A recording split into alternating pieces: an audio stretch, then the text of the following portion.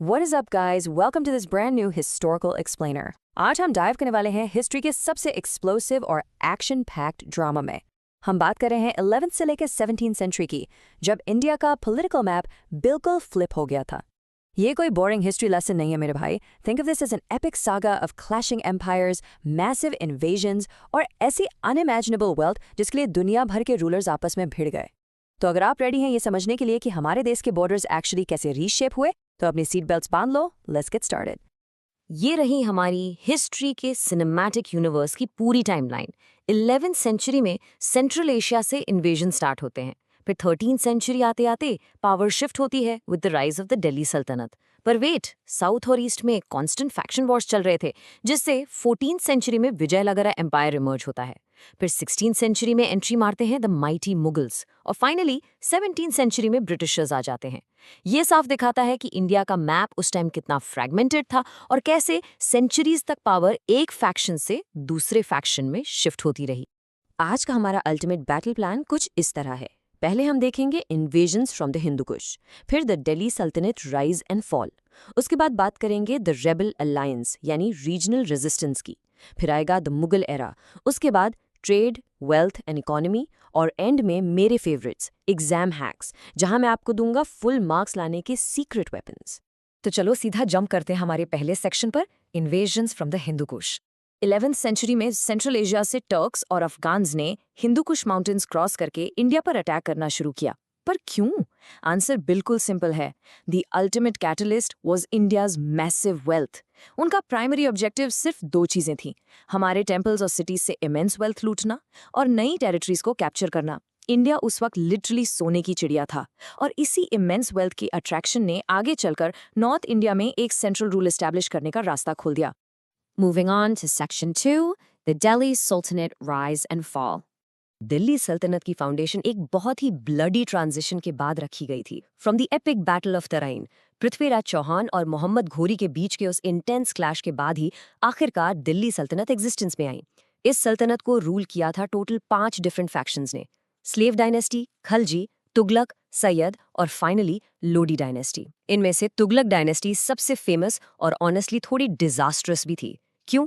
क्योंकि मोहम्मद बिन तुगलक ने कुछ इनसेन एक्सपेरिमेंट्स किए थे, जैसे अपना कैपिटल अचानक दिल्ली से उठाकर दौलताबाद शिफ्ट कर देना, जिसमें आधी जनता रास्ते में ही मर गई, और फिर उसने गोल्ड और सिल्वर की जगह कॉपर कॉइन्स चला दिए, जिससे पूरी इकोनॉमी में फेक करेंसी का केओस फैल गया। उत्तर डिजास्टर। पर इसी सुल्तनत के टाइम पर एक गेम चेंजिंग एडमिनिस्ट्रेशन ट्रिक भी आई, जिसे कहते हैं इक्ता सिस्टम। इसमें क्या होता था कि ह्यूज लैंड एरियाज को स्टेट लाइक इक्ताज में डिवाइड कर दिया जाता था। इनको मैनेज करते थे इक्तेदार्स, जिनका काम था टैक्स कलेक्ट करना और सोल्जर्स को मेंटेन करना। और सबसे क्रूशियल पॉइंट ये है कि ये पोजीशन स्ट्रिक्टली नॉन हेरिडिटरी थी, यानी इक्तादार का बेटा ऑटोमेटिकली इक्तादार नहीं बनेगा। पावर और जमीन सिर्फ मेरिट से मिलती थी, बाप के नाम से नहीं। फिर एंट्री होती है तिमूर की। 1398 में इस तुर्को मंगोल कॉन्करर ने दिल्ली पर ऐसा डेविस्टेटिंग अटैक किया कि आप सोच भी नहीं सकते। उसने मैसिव लूटिंग और ब्लडशेड मचाया और पूरी कैपिटल सिटी को लिटरली कंप्लीट रूइंस में तब्दील कर दिया। इस अकेले अटैक ने तुगलक डायनेस्टी की कमर तोड़ दी और उन्हें कंप्लीटली क्रिपल कर दिया। ऑलराइट, अब आते हैं हमारे तीसरे सेक्शन पर, द रेबल अलायंस यानी रीजनल रेजिस्टेंस। जब दिल्ली में ये सब कियोस चल रहा था, तब इन फियर्स रीजनल पावर्स ने दिल्ली सल्तनत या आने वाले मुगल्स के आगे घुटने टेकने से साफ इनकार कर दिया। साउथ इंडिया में 2 मेजर फैक्शंस के बीच कांस्टेंट टक्कर चल रही थी। एक तरफ था द विजयनगरा एम्पायर, जो सुपर वेल्दी था, मिलिट्रीली पावरफुल था, स्पेशली अंडर किंग कृष्णदेवराया, और उनका ग्रैंड हम्पी आर्किटेक्चर तो वैसे ही वर्ल्ड फेमस था। और उनके अगेंस्ट था द बहमनी सल्तनत, जो आगे चलकर 5 वॉरिंग डेक्कन स्टेट्स में फ्रैगमेंट हो गया था। ये राइवलरी बहुत एपिक थी, जिसका एंड 1565 की ट्रैजिक बैटल ऑफ तालीकोटा में हुआ, जब एक एलाइड फोर्स ने हम्पी को कंप्लीटली डिस्ट्रॉय कर दिया था। और नॉर्थ ईस्ट में क्या हो रहा था? वहां रूल कर रहे थे द फियर्स अहोम्स। म्यांमार से आके इन्होंने ब्रह्मपुत्र वैली पर अपना स्ट्रॉन्ग होल्ड बनाया। इनका सीक्रेट वेपन था इनका पाइक force labour system.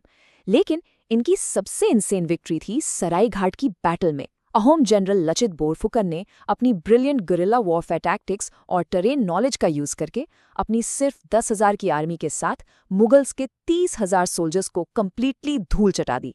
Mind blowing, right? तो अब चलते हैं सेक्शन 4 की तरफ, द मुगल एरा और उनका एम्पायर बिल्डिंग। अब हम वापस नॉर्थ की तरफ फोकस करते हैं, जहां हिस्ट्री का सबसे बड़ा चीट कोड यूज हुआ था, the ultimate game changer faction, the Mughals. इनके फाउंडर बाबर ने 1526 में फर्स्ट बैटल ऑफ पानीपत में इब्राहिम लोदी को हराया। लेकिन हराया कैसे? By introducing gunpowder and field artillery to India. उस जमाने में कैनन्स और गन पाउडर यूज करना एक लिटरल चीट कोड था, जिसने इंडियन सबकॉन्टिनेंट में वॉर्स लड़ने का पूरा तरीका ही कंप्लीटली चेंज कर दिया। बाबर के बाद आते हैं अकबर द ग्रेट। अकबर ने एम्पायर को हाईली एफिशिएंट बनाने के लिए एक नया सिस्टम इंट्रोड्यूस किया, जिसे कहते हैं मनसबदारी सिस्टम। ये एक हाइब्रिड सिविल और मिलिट्री रैंकिंग सिस्टम था। हर ऑफिसर को एक रैंक मिलती थी, जिसे मनसब कहते थे। रैंक के हिसाब से उन्हें कैवलरी यानी सवार मेंटेन करने होते थे, और इनकी पेमेंट उन्हें लैंड रेवेन्यू से मिलती थी, जिसे जागीर कहा जाता था। इनक्रेडिबल एडमिनिस्ट्रेटिव एफिशिएंसी थी ये।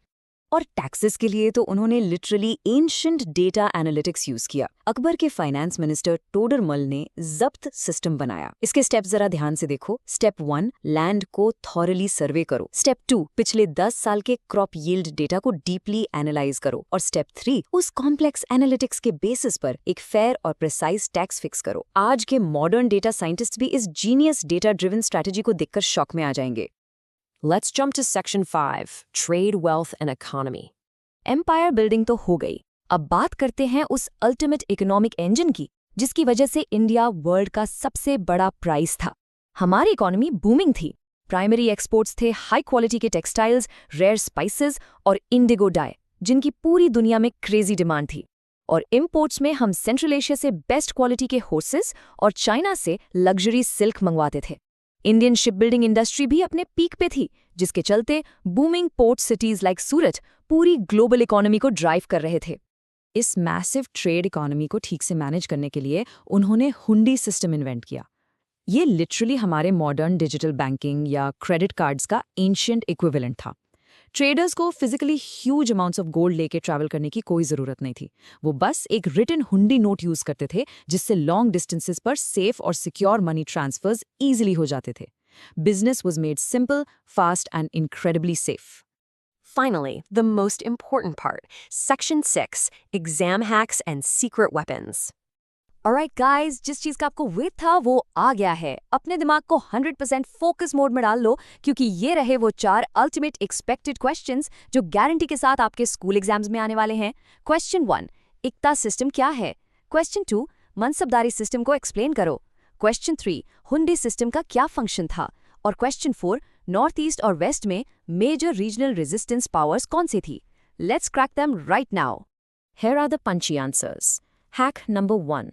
इख्ता सिस्टम मतलब land divided into tracts managed by इख्तदार्स हु कलेक्ट टैक्स। और ध्यान रखना, it was definitely not hereditary. Hack number 2, मनसबदारी सिस्टम मतलब अकबर का सिविल मिलिट्री रैंकिंग सिस्टम, जिसमें रैंक के बेस पर कैवलरी मेंटेन करनी होती थी and officers were paid via a piece of land called jagir. इसको दिमाग में लॉक कर लो। Next set of answers. Hack number 3, hundi system एक एंशिएंट बैंकिंग नोट था for safe and secure money transfer without carrying physical gold. और hack number 4, regional resistance actually कहाँ से आया? नॉर्थ ईस्ट में फियर्स आहम से, और वेस्ट और सेंट्रल इंडिया में fiercely independent Rajput, Mewar and powerful Jat से। That's it, full marks confirmed. तो दोस्तों, क्या आपने सारे हिस्टोरिकल चीट कोड्स अनलॉक कर लिए? सच बताना, इस पूरे ब्रेकडाउन में सबसे माइंड ब्लोइंग फैक्ट आपको कौन सा लगा? और अगर आपको टाइम ट्रैवल करके किसी फैक्शन को ज्वाइन करना होता तो वो कौन सा होता?